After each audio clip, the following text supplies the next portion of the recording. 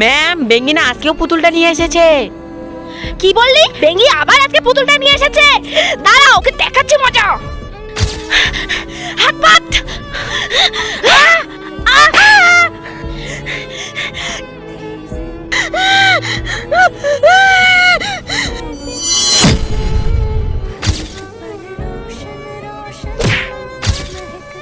কি রে, কি বললাম তোকে?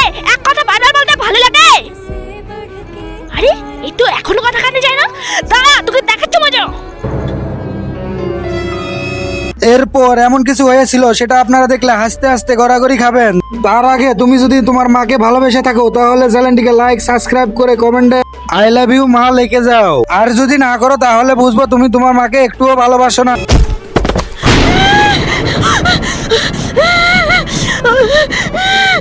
কি রে বেঙ্গি, তুই সামান্য একটা পুতুলের জন্য এত কান্না করছিস কেন? এই পুতুলটা আমার মা আমার জন্মদিনে আমাকে গিফট করেছিল, কিন্তু জন্মদিনের ঠিক 2 দিন পরেই মা